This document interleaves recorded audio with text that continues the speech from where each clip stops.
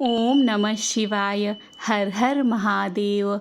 आप सभी पर भोलेनाथ और माता रानी की कृपा बनी रहे। आप सभी को श्रावण मास की अनंत शुभकामनाएं। आइए श्रवण करते हैं श्रावण मास का तीसरा अध्याय। इस अध्याय में श्रावण माह में की जाने वाली भगवान शिव की लक्ष्य पूजा का वर्णन किया गया है। प्रभु की बातों को सुनने के पश्चात सनत कुमार बोले, हे भगवन, आपने श्रावण मासों का संक्षिप्त वर्णन किया है। हे स्वामिन, इससे हमारी तृप्ति नहीं हो रही है, अतः आप कृपा करके विस्तार से वर्णन कीजिए, जिसे सुनकर हे सुरेश्वर मैं कृतकृत्य हो जाऊंगा। तब प्रभु ने कहा, हे योगीश, जो बुद्धिमान नक्त व्रत के द्वारा श्रावण मास को व्यतीत करता है, अर्थात दिन भर उपवास करना, रात के समय केवल सात्विक भोजन ग्रहण करना, वह 12 महीने में नक्त व्रत करने के फल का भागी होता है। नक्त व्रत में दिन की समाप्ति के पूर्व सन्यासियों के लिए एवं रात्रि में गृहस्थ के लिए भोजन का विधान है। उसमें सूर्यास्त के बाद की 3 घड़ियों को छोड़कर नक्त भोजन का समय होता है। सूर्य के अस्त होने के पश्चात 3 घड़ी संध्या काल होता है। संध्या बेला में आहार, मैथुन, निद्रा और चौथा स्वाध्याय, इन चारों कर्मों का त्याग कर देना चाहिए। गृहस्थ और यति के भेद से उनकी व्यवस्था के विषय में मुझे सुनिए।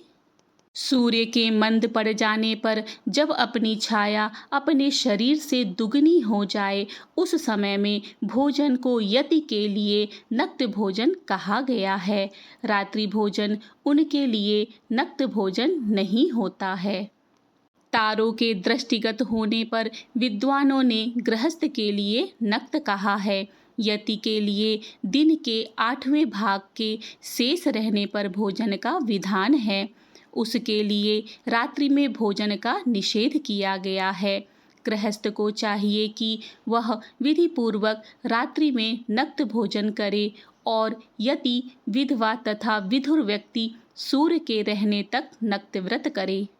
विधुर व्यक्ति यदि पुत्रवान हो तो उसे भी रात्रि में ही नक्त व्रत करना चाहिए।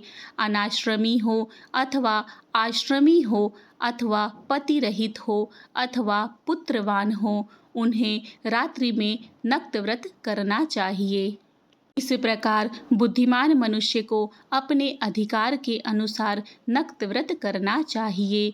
इस मास में नक्त व्रत करने वाला व्यक्ति परम गति को प्राप्त करता है। मैं प्रातःकाल स्नान करूंगा, ब्रह्मचर्य व्रत का पालन करूंगा, नक्त भोजन करूंगा, पृथ्वी पर सोऊंगा और प्राणियों पर दया करूंगा। हे देव, इस व्रत को प्रारंभ करने पर यदि मैं मर जाऊं तो हे जगतपते, आपकी कृपा से मेरा व्रत पूर्ण हो, ऐसा संकल्प करके बुद्धिमान व्यक्ति को श्रावण मास में प्रतिदिन नक्त व्रत करना चाहिए। इस प्रकार नक्त व्रत करने वाला मुझे अत्यंत प्रिय होता है।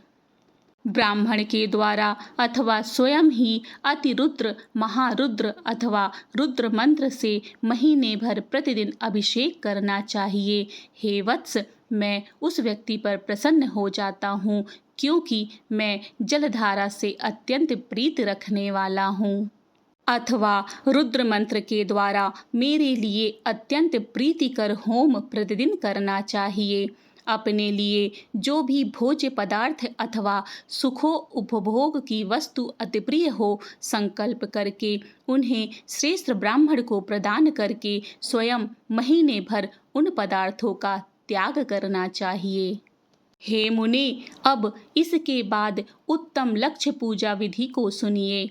लक्ष्मी चाहने वाले अथवा शांति की इच्छा करने वाले मनुष्य को लक्ष्य बिल्व पत्रों या लक्ष्य दूर्वा दलों से शिव की पूजा करनी चाहिए।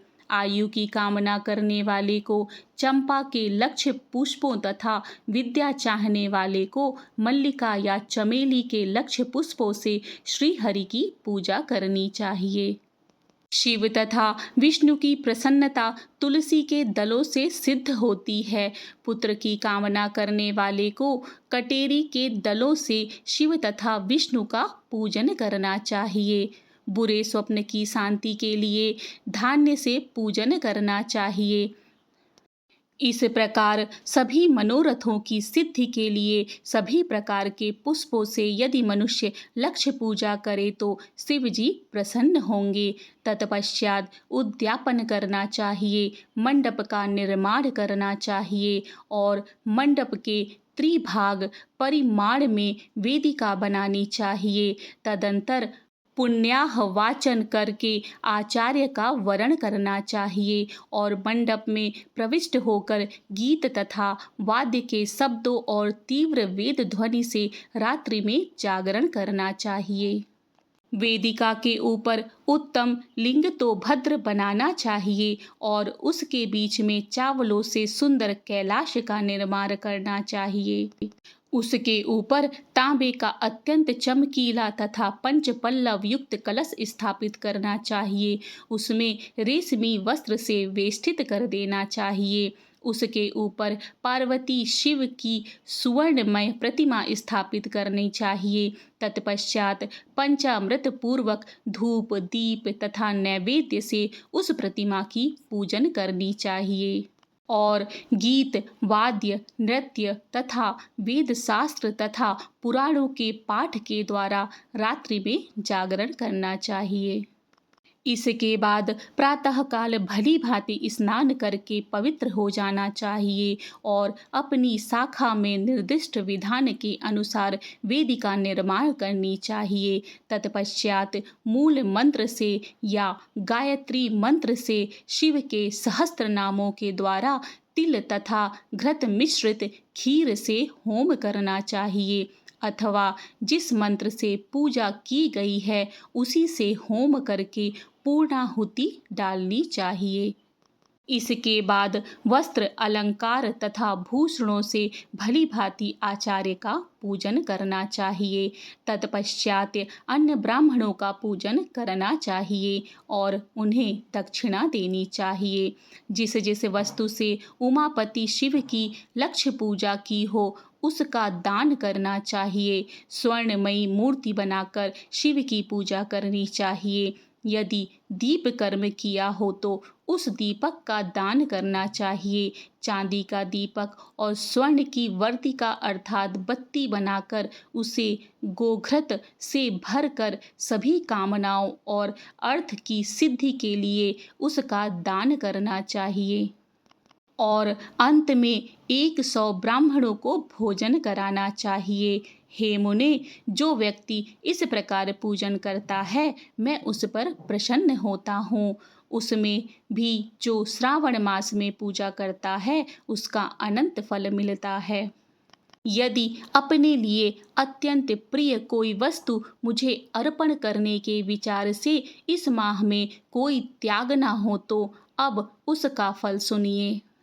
इस लोक में तथा परलोक में उसकी प्राप्ति लाख गुना अधिक होती है। सकाम करने से अभिलषित सिद्धि होती है और निष्काम करने से परम गति मिलती है। इस मास में रुद्रा अभिषेक करने वाला मनुष्य उसके पाठ की अक्षर संख्या से एक एक अक्षर के लिए करोड़ करोड़ वर्षों तक रुद्रालोक में प्रतिष्ठा प्राप्त करता है। पंचामृत का अभिषेक करने से मनुष्य अमृत प्राप्त करता है। इस मास में जो भी मनुष्य भूमि पर शयन करता है उसका फल भी मुझसे सुनिए।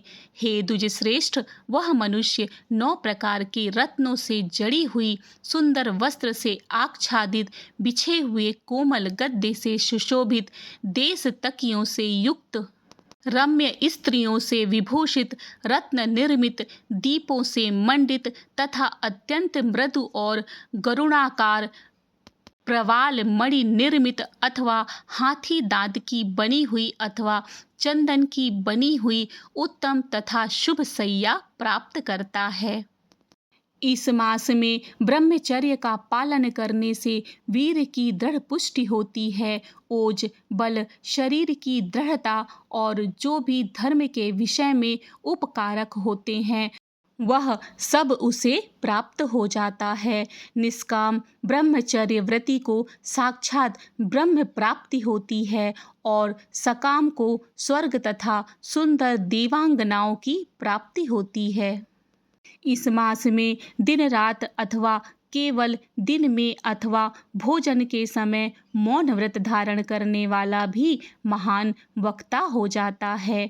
व्रत के अंत में घंटा और पुस्तक का दान करना चाहिए। मौन व्रत के महात्म्य से मनुष्य सभी शास्त्रों में कुशल तथा वेद वेदांग में पारंगत हो जाता है तथा बुद्धि में बृहस्पति के समान हो जाता है। मौन धारण करने वाले का किसी से कलह नहीं होता, अतः मौन व्रत अत्यंत उत्कृष्ट है।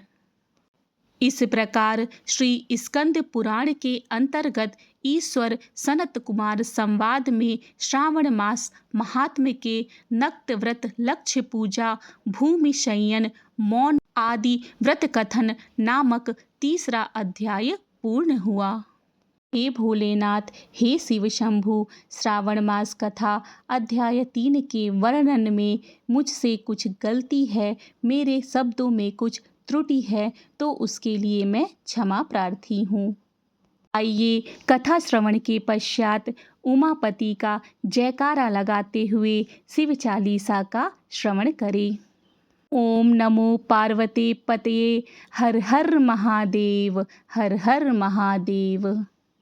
शिव चालीसा। श्री गणेश गिरजा सुवन मंगल मूल सुजान, कहत अयोध्या दास तुम देहु अभय वरदान। जय गिरजापति दीन दयाला, सदा करत संतन प्रतिपाला। भाल चंद्रमा सोहतनी के, कानन कुंडल नागफनी के। अंग गौर सिर गंग बहाए, मुंड माल तन छार लगाए। वस्त्र खाल बाघांबर सोहे, छवि को देख नाग मुनि मोहे। नंदी गणेश सोहै तह कैसे, सागर मध्य कमल हैं जैसे। कार्तिक श्याम और गणराऊ, यह छवि को कही जात न काऊ। देवन जब ही जाय पुकारा, तब ही दुख प्रभु आप निवारा। किया उपद्रव तारक भारी, देवन सब मिली तुम ही जुहारी। तुरत षडानन आप पठायहु, लव निमेष मह मारी गिरायहु। आप जलंधर असुर संहारा, सुयस तुम्हार विदित संसारा। त्रिपुरासुर सन युद्ध मचाई, सब ही कृपा कर लीन बचाई। किया तपहि भागीरथ भारी, पुरप प्रतिज्ञा तसु पुरारी। दानिन मह तुम सम को नाही, सेवक स्तुति करत सदाही। वेद नाम महिमा तब गाई, अकथ अनादि भेद नहीं पाई। प्रगट उदधि मंथन में ज्वाला, जरे सुरासुर भये विहाला। कीन्ह दया तह करी सहाई, नीलकंठ तब नाम कहाई। पूजन रामचंद्र जब कीन्हा, जीत के लंक विभीषण दीन्हा। सहस कमल में हो रहे धारी, कीन्ह परीक्षा तब ही पुरारी। एक कमल प्रभु राखे जोई, कमल नयन पूजा चह सोई। कठिन भक्ति देखी प्रभु शंकर, भये प्रसन्न दिए इच्छित वर। जय जय जय अनंत अविनाशी, करत कृपा सबके घटवासी। दुष्ट सकल नीति मोहि सतावै, भ्रमत रहे मोहि चैन न आवे। त्राहि त्राहि मैं नाथ पुकारो, यही अवसर मोहि आन उबारो। लै त्रिशूल शत्रुन को मारो, संकट से मोहि आन उबारो। मातु पिता भ्राता सब कोई, संकट में पूछे नहीं कोई। स्वामी एक है आस तुम्हारी, आय हरहु अब संकट भारी। धन निर्धन को देत सदा ही, जो कोई जाचे वो फल पाही। स्तुति के ही विधि करो तुम्हारी, क्षमहु नाथ अब चूक हमारी। शंकर हो संकट के नाशन, मंगल कारण विघ्न विनाशन। योगी यति मुनि ध्यान लगावे, नारद सारस शीस नवावे। नमो नमो जय नमो शिवाय, सुर ब्रह्मादिक पार न पाए। जो यह पाठ करे मन लाई, ता पर होत है शंभु सहाई। ऋनिया जो कोई हो अधिकारी, पाठ करे सो पावनहारी। पुत्रहीन कर इच्छा कोई, निश्चय शिव प्रसाद तेहि होई। पंडित त्रयोदशी को लावे, ध्यान पूर्वक होम करावे। त्रयोदशी व्रत करे हमेशा, तन नहीं ताके रहे कलेशा। धूप दीप नैवेद्य चढ़ावे, शंकर सम्मुख पाठ सुनावे। जन्म जन्म के पाप नसावे, अंतवास शिवपुर में पावे। कहे अयोध्या आस तुम्हारी, जानि सकल दुख हरहु हमारी। नित्य नेम कर प्रातः ही पाठ करो 40, तुम मेरी मनोकामना पूर्ण करो जगदीश। मगसर छठी हेमंत ऋतु, संवत 64 जान। स्तुति 40 शिव ही, पूर्ण कीन कल्याण। जय भोलेनाथ। इस तरह से सावन मास का तीसरा अध्याय एवं शिव चालीसा पूर्ण होता है। चौथे अध्याय से जुड़े रहने के लिए मेरे चैनल को सब्सक्राइब करें। और यदि आपको आज का कथन अच्छा लगा है तो मेरे वीडियो को अपने दोस्तों के साथ शेयर जरूर करें। मिलते हैं अगले अध्याय में। जय श्री कृष्ण। राधे राधे।